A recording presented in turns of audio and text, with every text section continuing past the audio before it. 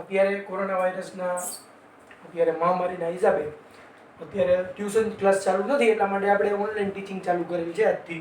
બરોબર છે. Standard 10 maths lesson 15 probability સહેલું લેસન છે, એટલે આપણે લેસનથી સ્ટાર્ટ કરીએ છીએ. બરોબર છે. સૌપ્રથમ આપણે આ લેસનનું પહેલા ફોર્મ્યુલા જોઈએ. Probability of event, E means event, is equal to number of outcome favorable to E means favorable outcome. In short, આપણે એવું યાદ રાખવાનું છે, we have to remember that favorable outcome upon number of all possible outcome of the experiment means total outcome. હવે આપણે પહેલા સૌપ્રથમ બધા એક્ઝામ્પલ ભણીશું. 298 પેજ નંબર ઉપર છે, પ્રોબેબિલિટી લેસન 15 છે, 298 પેજ નંબર ઉપર છે. આપણે એક્ઝામ્પલ 1 થી ચાલુ કરીશું. 298 પેજ નંબર એક્ઝામ્પલ 1. ક્વેશ્ચન વાંચું છું. તમારી પાસે ટેક્સ્ટ બુક છે જ, જેની પાસે ટેક્સ્ટ બુક અવેલેબલ ન હોય તે ઓનલાઈન જઈને ડાઉનલોડ કરી શકે છે. જેની પાસે ન હોય એને લગભગ તો તમે બધાએ ટેક્સ્ટ બુક લઈ જ લીધી હશે. એક્ઝામ્પલ 1 ક્વેશ્ચન વાંચું છું. ક્વેશ્ચન લખવા પોસિબલ નથી એટલે તમે બધા તમારી ટેક્સ્ટ બુકમાં જોઈ લેજો. Find the probability of getting head when cos is twice once. Also find the probability of getting tail. ટોસને એક વખત આપણે શું કરવાનો છે, તો કે ટોસ કરવાનો છે, કોઈનને ઉડાડવાનો છે આ રીતે. તો આપણે કોઈનને ઉડાડીએ તો સૌપ્રથમ તો આપણે ટોટલ આઉટકમ જોઈ લઈએ.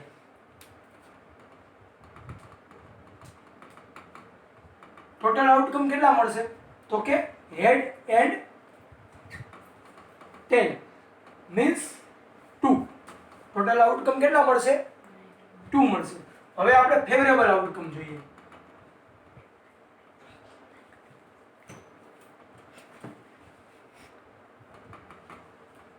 તો ફેવરેબલ આઉટકમ જે ટાઈપનો ક્વેશ્ચન હોય એના ઉપર ડિપેન્ડન્ટ છે.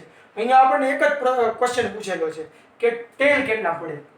તો આપણે પ્રોબેબિલિટી ઓફ ગેટિંગ ટેલ, તો ટેલ કેટલા મળે, આ બંને બે રિઝલ્ટ છે, હેડ અને ટેલ. તો ટોટલ તો 2 થયા આપણા ફોર્મ્યુલા પ્રમાણે. ટોટલ આઉટકમ 2 અને ફેવરેબલ આઉટકમ હેડ અને ટેલ માંથી ટેલ કેટલા પડશે, તો કે 1. આપણને અહીંયા એક જ ક્વેશ્ચન પૂછેલો છે, પણ બોર્ડની અંદર કદાચ તમને એવો પ્રશ્ન પણ પૂછી શકે કે હેડ કેટલા પડે. તો આ જ રીતે પ્રોબેબિલિટી ઓફ ગેટિંગ હેડ પણ કેટલું મળે, તો કે બંનેમાંથી હેડ પડવાની પ્રોબેબિલિટી પણ કેટલી છે, 1 જ છે. ટોટલ આઉટકમ 2 અને હેડ પડવાની પ્રોબેબિલિટી 1. ગુજરાતીમાં તમને સમજાવીએ તો સિક્કાને આપણે એક વખત ઉછાળીએ, બરોબર છે, તો આપણે કહીએ છીએ કિંગ અને કોસ મીન્સ હેડ એન્ડ ટેલ, એટલે ટોટલ આઉટકમ પડશે 2. અને ફેવરેબલ આઉટકમ કિંગ પડવાની પ્રોબેબિલિટી પણ કેટલી, 1, અને કોસ પડવાની પ્રોબેબિલિટી પણ કેટલી, 1, એટલે ટોટલ 50% ચાન્સ રહેશે. 1/2 1/2. Example 2. A bag contains red ball, blue ball and yellow ball. Bag ની અંદર એક રેડ બોલ છે, એક બ્લુ બોલ છે અને એક યલો બોલ છે. All the ball being of the same size. બધા બોલ એક સરખી સાઈઝના જ છે. Kritika takes out a ball from bag without looking into it. Kritika છે ઈ બેગ ની અંદરથી બોલ કાઢે છે પણ એક પણ બોલની સામે જોતી નથી. What is the probability she takes out yellow ball, red ball and blue ball? Total outcome. First of all આપણે શું જોઈશું, ટોટલ આઉટકમ કેટલા મળે. ટોટલ આઉટકમમાં 3 બોલ છે, 3 બોલ છે, રેડ બોલ, યલો બોલ and blue ball. Means 1 red ball, 1 yellow ball and 1 blue ball means 3. આપણને પહેલો ક્વેશ્ચન એમ પૂછે છે કે યલો બોલ કેટલા, પ્રોબેબિલિટી ઓફ ગેટિંગ યલો બોલ. તો યલો બોલ કેટલા છે, તો કે 1. ટોટલ આઉટકમ 3 અને એમાંથી યલો બોલ મળવાની પ્રોબેબિલિટી કેટલી, તો કે 1. 1/3. બીજો ક્વેશ્ચન એવો પૂછ્યો છે આપણને કે રેડ બોલ મળવાની પ્રોબેબિલિટી કેટલી, પ્રોબેબિલિટી ઓફ ગેટિંગ રેડ બોલ. ટોટલ આઉટકમ તો ઉપરની જેમ જ 3 જ છે, રેડ બોલ મળવાની પણ પ્રોબેબિલિટી કેટલી, 1. તો એનો જવાબ પણ શું મળશે, એનો આન્સર પણ શું મળશે, 1/3. અને ત્રીજો આપણને પ્રશ્ન પૂછ્યો છે, ક્વેશ્ચન પૂછ્યો છે બ્લુ બોલ મળવાની પ્રોબેબિલિટી કેટલી. તો બ્લુ બોલ મળવાની પ્રોબેબિલિટી પણ કેટલી છે તો કે 1 out of 3. Total outcome 3, favourable outcome 1. Total outcome 3, favourable outcome 1. બીજી વખત તમને સમજાવી દો. બેગની અંદર ટોટલ 3 બોલ છે, રેડ બોલ, બ્લુ બોલ એન્ડ યલો બોલ. Means total outcome 3. હવે આપણને એવો પ્રશ્ન પૂછ્યો છે પેલો કે યલો બોલ મળવાની પ્રોબેબિલિટી કેટલી? ટોટલ આઉટકમ 3, યલો બોલ મળવાની પ્રોબેબિલિટી કેટલી? 1, 1/3. જે રીતે યલો બોલ મળવાની પ્રોબેબિલિટી 1/3 છે, એવી જ રીતે રેડ બોલ મળવાની પ્રોબેબિલિટી પણ કેટલી આવશે? 1/3. અને બ્લુ બોલ મળવાની પ્રોબેબિલિટી પણ કેટલી આવશે? 1/3. આ એક્ઝામ્પલ નંબર 2 કમ્પ્લીટ થાય છે. હવે આપણે ભણીશું એક્ઝામ્પલ નંબર 3. એમાં આપણને ક્વેશ્ચન પૂછ્યો છે, સપોઝ વી થ્રો એ ડાઇસ વન્સ. હવે ડાઇસ મીન્સ આપણે કહીએ છીએ ગુજરાતીમાં એને પાસો ઉજાડીએ છીએ. આપણે સાપ સીડી રમીએ છીએ, સ્નેક એન્ડ ડાઇસ, એમાં પાસો ઉડાડીએ છીએ. પાસામાં કેટલા રિઝલ્ટ હોય ટોટલ આઉટકમ? તો કે 6. 1 2 3 4 5 and 6. એક નંબર પણ લખેલો હોય છે, 1 2 નંબર પણ લખેલો હોય છે, 3 પણ લખેલો હોય છે, 4 પણ હોય છે, 5 પણ હોય છે અને 6 પણ હોય છે. મીન્સ ટોટલ કેટલા રિઝલ્ટ હોય છે? તો 6 રિઝલ્ટ હોય છે. હવે આપણને એવો પ્રશ્ન પૂછે છે કે what is the probability, question number 1 પૂછે છે કે what is the probability of getting a number greater than 4. Number, question 1 છે નંબર ગ્રેટર ધેન 4. તો તમને ખ્યાલ હોય નંબર ગ્રેટર ધેન 4, તો આમાં ટોટલ રિઝલ્ટ કેટલા છે? 1 2 3 4 5 and 6. તો આમાં 4 થી ગ્રેટર નંબર એટલે કે 4 થી મોટા નંબર. તો 4 થી મોટા નંબર કેટલા હોય? તો કે 5 and 6. 5 and 6 means 2 number. તો આની પ્રોબેબિલિટી, આને કહી દઈએ આપણે ઇવેન્ટ A કહી દઈએ. તો આનો આન્સર શું મળશે? ટોટલ તો તમને ખ્યાલ જ છે કે ટોટલ કેટલા મળે છે? 6. આમાંથી જે આપણે પ્રોબેબલ આઉટકમ છે 5 અને નંબર ગ્રેટર ધેન 4, તો 4 થી મોટા નંબર કેટલા થાય? 5 અને 6. 5 and 6 તો 2. 2 out of 6. 2 1s are 2. 2 3s are 6. 2 2 cut. So answer will be 1/3. હજી એક વખત તમે ભણી લો. What is the probability of getting number greater than 4? 4 થી મોટા નંબર મળવાની પ્રોબેબિલિટી કેટલી? 4 થી ગ્રેટર નંબર મળવાની પ્રોબેબિલિટી કેટલી? તો આપણે પહેલા જોઈ લઈએ. ટોટલ આઉટકમ તો તમને ખ્યાલ જ છે કે 6. અને હવે આપણે જોઈએ છીએ ફેવરેબલ આઉટકમ. તો favourable outcome number greater than 4 કેટલા મળશે? તો કે 5 and 6 means 2. તો પ્રોબેબિલિટી ઓફ ઇવેન્ટ A શું મળશે આપણને? Total outcome 6, favourable outcome 2. 2/6. 2 1s are 2. 2 3s are 6. 2 2 cut. 1/3. આ સબ ક્વેશ્ચન 1 કમ્પ્લીટ થયો. હવે સબ ક્વેશ્ચન આપણને 2 પૂછ્યો છે આની અંદર, એક નેક્સ્ટ સમ ની અંદર. બીજો ક્વેશ્ચન એમ પૂછ્યો છે કે what is the probability of getting number less than or equal to 4? Number less than or equal to 4. Number less than or equal to 4. તો number less than or equal to 4 means 4 થી less number. તો 4 થી less number ક્યાં થશે? 1 2 3 and equal to 4 means 4 પણ include થશે. તો total number કેટલા થશે? 1 2 3 એન્ડ 4 મીન્સ આપણે એને નંબરમાં કન્વર્ટ કરીએ, આપણે એને કાઉન્ટ કરીએ તો 1 2 3 ને 4 મીન્સ ફેવરેબલ આઉટકમ કેટલા થશે? 4 થશે. હવે આપણે આને આ બીજા ક્વેશ્ચનની ઇવેન્ટને શું કહી દઈએ? Probability of getting event B. Event B means number less than or equal to 4. Total outcome જે રીતે આપણે પહેલા સમમાં જોયું સબ સમની અંદર 6, એવી રીતે ટોટલ કેટલું મળશે? 6 જ મળશે. ઉપરના સમની અંદર ફેવરેબલ આઉટકમ કેટલા હતા? 2 હતા. પણ અહીં ફેવરેબલ આઉટકમ કેટલા છે? 4. 4/6. હવે આને આપણે કટ કરીએ. 2 2s are 4. 2 3s are 6. 2 2 cut. So answer will be 2/3. આ રીતે આપણે એક્ઝામ્પલ 3 પણ શું કરીએ છીએ? કમ્પ્લીટ કરીએ છીએ. One card is drawn from well shuffled deck of 52 cards. 52 card. Card means આપણે પત્તે રમી છે ને, 52 પન્નાની રમત રમીએ છીએ. 52 card. Calculate the probability that the card will be ace and not B N ace. Ace નો મીનિંગ ન ખબર પડે તમને સમજાવું ગુજરાતીમાં. એસ મીન્સ એકો અને નોટ બી એસ મીન્સ એકો ન હોય.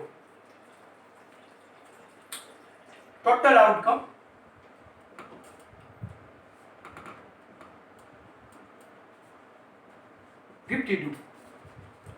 ટોટલ આઉટકમ 52 શા માટે? મીન્સ ડેકની અંદર 52 કાર્ડ હોય, પન્નાની રમતની અંદર 52 પન્ના હોય, 52 કાર્ડ હોય એટલા માટે. હવે આપણને પહેલો ક્વેશ્ચન એમાં પૂછ્યો છે ઇવેન્ટ એ. આપણે એને ઇવેન્ટ એ કહી દઈએ. પહેલો ક્વેશ્ચન છે એમાં એમ પૂછ્યું છે BNS. BNS મીન્સ એકો. તો ટોટલ 52 કાર્ડ હોય એની અંદર એકા કેટલા હોય? તો કે 4 એકા હોય. હવે આપણે આનો આન્સર જોઈએ. Probability of event A. Total outcome 52 અને ઇવેન્ટ A નું ફેવરેબલ આઉટકમ કેટલું મળે? 4. હવે આપણે આને કટ કરીશું. 4 1 જા 4, 13 4 જા મીન્સ 4 13 જા 52, 4 4 cut. The answer will be 1/13. હવે આપણને બીજો ક્વેશ્ચન એવો પૂછ્યો છે ઇવેન્ટ B ની અંદર કે not B N S means એકો ન હોય, એસ ન હોય. તો આને આપણે બે રીતે ભણી શકીએ. હું તમને બંને રીત સમજાવું છું. પહેલા એકો ન હોય એના આપણે ફેવરેબલ આઉટકમ જોઈ લઈએ.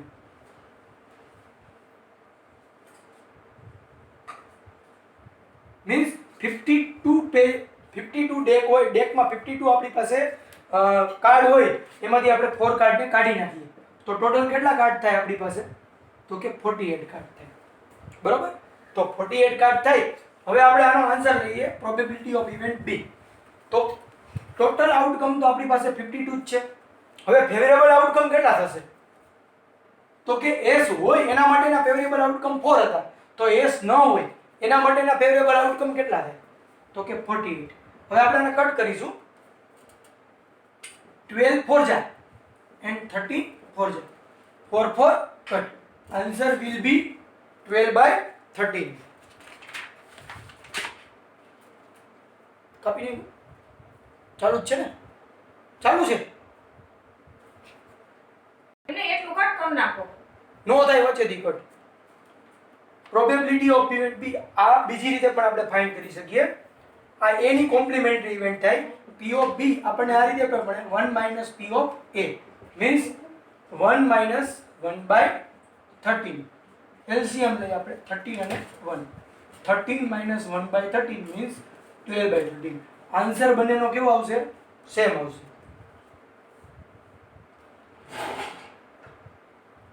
Example 5. Two player Sangita and Reshma play a tennis match. Sangita અને રેશમા ટેનિસ મેચ પ્લે કરે છે. It is known that the probability of Sangeeta winning match is 0.62. What is the probability of Reshma winning match? Probability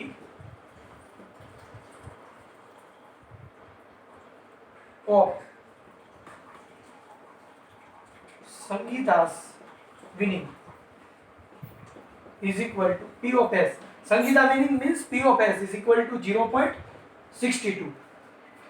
આપણે જોઈએ છીએ probability of Reshma winning match.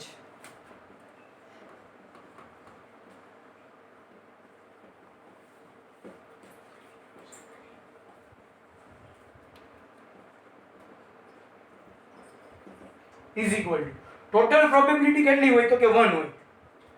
સંગીતાની કેટલી મળી? 0.62. તો રેશમાની કેટલી મળશે? તો કે 1 - 0.62. 1.00 - 0.62. 10 9 0 8 3 0.32 will be the answer. Example number 6.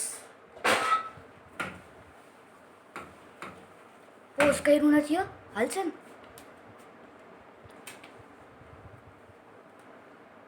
Savita and Hamida are friends. What is the probability of both have different birthday and same birthday?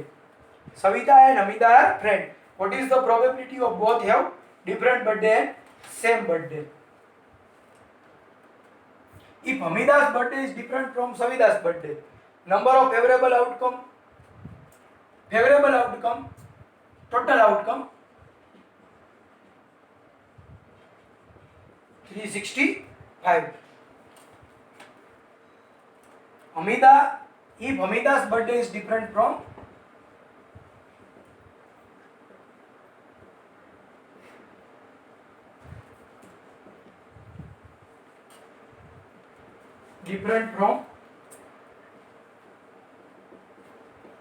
Savita's birthday,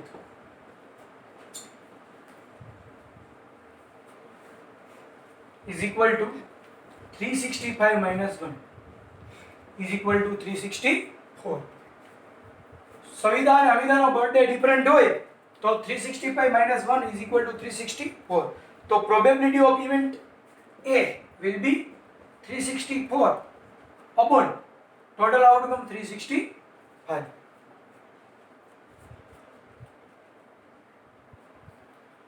Second, if Amita's birthday is same as Savita's birthday, P of B will be 1 minus P of A. 1 minus 364 upon 365. LCM 365 1. 365 minus 364.